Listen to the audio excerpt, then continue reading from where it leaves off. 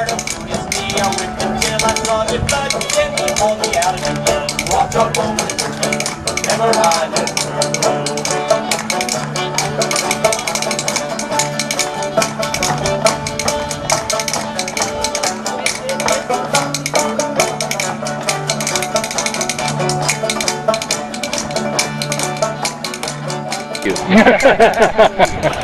Bless you, yeah. My brother and I used to go out woodchuck hunting back in Massachusetts in the evening. Yeah. Always went, two of us together. Because the guy that was doing the shooting, the other guy was swatting mosquitoes from the guy that was trying to shoot. Because that's the only way you could do it. That's the only way. Yeah. Tell me about your gun down there. Is it the same kind of thing, or is it? Oh yeah. Is that a different kind of a gun? Well, similar. Different than It represents more the type of long rifles that were Don't get a shot of that a little better. during the 1820s. What caliber is that? This is what we would call 58 caliber. Back then, they usually talked about how many balls made up a pound. So this would be about 23 balls to the pound. 23 to. Okay, so those are pretty good size. Yeah, them babies, those are marbles. 0.58 inches, so it's a little over half of an inch. And that's considered an elephant gun then, or a buffalo gun maybe. What happened was a proper buffalo gun, yeah. People would come out here and they would have rifles that they've been using for game in the east. Now, by the 1820s, a lot of the big game back east was gone. And so folks who came out here with a smaller bore rifle found that it was inadequate for buffalo, grizzly bear, and things like that. So the next time they went back to St. Louis or wherever, they'd be talking to a gunsmith about boring out their rifle and making it a bigger caliber. So where would you shoot a buffalo to bring him down? What would be the appropriate? Behind the shoulder. Oh, in the heart region? Okay.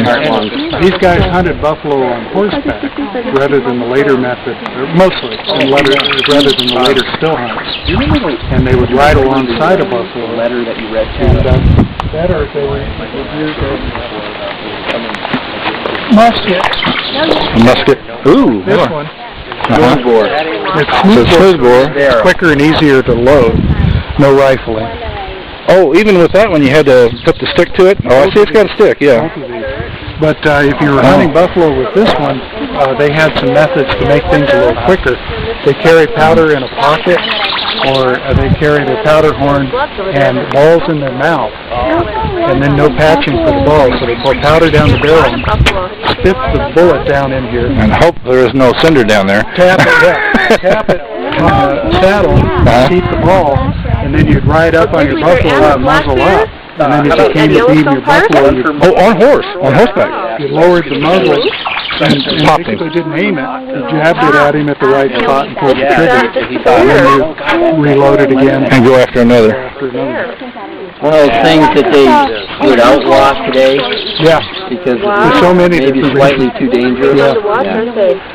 The other thing they used to do is for running guns, they take the touch hole here and they'd ream it out so it was so big. Oh, now this is a real flintlock here. Yeah. That's the difference. Yeah, okay. That's a conversion to percussion. That's what he told me. Yeah, but you have a real flintlock. Let me have a little bit of. Oh yeah, I see that. Okay. And what they do is they'd ream out this touch hole and make it so big that all you had to do was close the frizz and pour powder in there, and enough powder would trickle into the pan that it was already automatically primed. Then they'd spit the ball down and go after the next buffalo. That's moving right along, isn't it? Hoping that your horse knows enough to stay where he should stay and not get trampled to death, and you along with him. And just like today, for specialty horses, if you had a good buffalo riding horse, you could ask any price you wanted for it because of the danger. Your horse had to be smart as a cutting horse to get in there in the right position. Hey, cutting horses still bring a pretty good price. Oh yeah. Yeah, and I notice people come from all over the world. The two guns over there, they're similar to more Northwest trade guns, just like you was just Northwest trade guns. Okay. Yeah. Trade guns. Cool. That smooth, that flat butt plate, and the big old bow trigger guard. Oh, great! And the serpent on the side plate were typical of Northwest guns. And that serpent. It looks really good out there.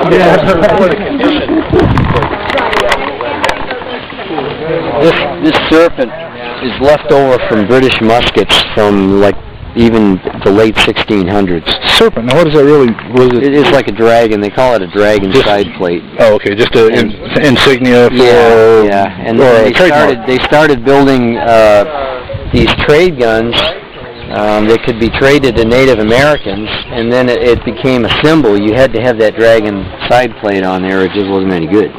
Cool. And they kept that. Cool. Even up until the middle of the 1800s. Cool. And the butt plate started out being nailed on, like Scott's is, and then by around 1830, gradually 1835, they started screwing the butt plates on. You got smart, because the nails kept coming loose, I'll bet. No, they're whacked in pretty tight. Are they? They're a tapered square nail that, yeah. Oh yeah, the old, I've seen many of those. Like a horseshoe nail almost. Yep. It's not coming out. My dad was a contractor. We pulled many and thrown many away. Yep. And then on these older guns, this might not be too interesting. Oh no, but this tang screw that holds the barrel down at the tang, you see it comes up from under the trigger guard on this one. Oh yeah. Mm-hmm. That's an older type to go along with the nailed-on butt plate. Well, those really are nails, aren't they? Yep. Now they're still shiny. I wonder how come. Usually they would rust, I would think. Oh, they're stainless maybe, or? No, I'm not sure. Yeah, this brass is tarnishing, but. Yeah, the nails look good. Well, you keep putting it up to your shoulder to shoot. You're kind of. Oh, okay. Burnishing every time. Yep. And then as opposed to this one, where the tang screw goes down and it goes into a metal trigger plate, just like on a rifle, like that rifle and that rifle. There you go. Get it in the light. Yeah. That's hard to get. Yep, got it. And this is also okay. There's the snake again. Yeah, but you get this later downward tang screw into a real trigger plate. And the screwed-on butt plate. Now, are these authentic or reproduced, or? This is reproduced. Okay. Yeah. And it's and this is called a Northwest. Northwest trade gun. Huh. See, I've never heard of that. Yeah. Gorgeous trade guns. Yeah. Cool. Came in 30, 36, and 42-inch barrels, and they made them in 28, 24, and 20 gauge, which is 54, 58, and 60 caliber. Wow. Yeah. Now, is this a powder horn I see over here? Is that what that thing actually is? Yep. So that was what he had on him, and the pouch had the shot, or you've got your round balls and your stuff for cleaning your gun. This happens to be a buffalo horn powder horn, but just as easily it could have been a cow horn from back east. Cool. Yeah. Cool. Very good. Very good. I'm looking for interesting stuff. I'm going to make a movie out of this, and you can see it on gracetime.com. Oh, no kidding. No, sir. I am serious about that. Good.